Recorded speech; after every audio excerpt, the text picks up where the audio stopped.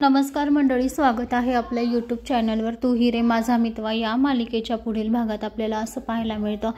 ईश्वरीला खूप वाईट स्वप्न पडलेलं असतं. तेव्हा ती आता सुप्रियाला म्हणते, आई मला आहे ना खूप वाईट स्वप्न पडलं गं, मला आहे ना असं घुसमटतं आहे, काय झालंय काय माहीत नाही. तेव्हा आता सुप्रिया म्हणते, अगं ते स्वप्नच आहे, स्वप्न तर असणार तर मग पडणारच ना, पण हे असले स्वप्न आपल्याला कसले तरी संकेत देतात असं म्हणतात ना.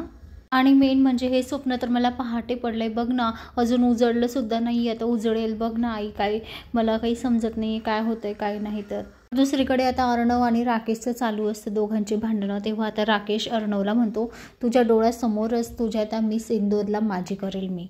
म्हणून आता राकेश खूप मोठ्याने हसतो, कारण मिस इंदोर ही माझी आहे, माझी जिलेबी आहे ती. तेव्हा आता अर्णव म्हणतो, माझ्या ताईच्या बाबत फसलो मी, पण मिस इंदोरबाबत मी तसं नाही होऊ देणार, मी मिस इंदोरला सगळं खरं काय आहे ते सगळं सांगेल. तेव्हा आता राकेश म्हणतो, तू ईश्वरीला जर कधी सांगितलं तर तुझ्या ताईचं काय होईल ते बघ, तुझ्या ताईचा संसार उद्ध्वस्त होईल. आता राकेश असं बोलताच आता अर्णवला खूप मोठं टेन्शन येतं. इकडे त्याची ताई आणि इकडे ईश्वरी. आता तो ईश्वरीला वाचवेल की त्याच्या ताईला वाचवेल की राकेशचं भांडं दोघींसमोर फोडणार, हे आपल्याला येणाऱ्या पुढील भागात पाहायला मिळेल.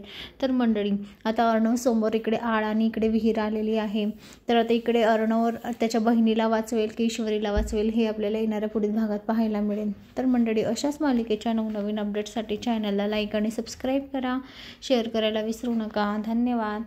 असेच नवनवीन अपडेट तुमच्यापर्यंत पोहोचत जातील.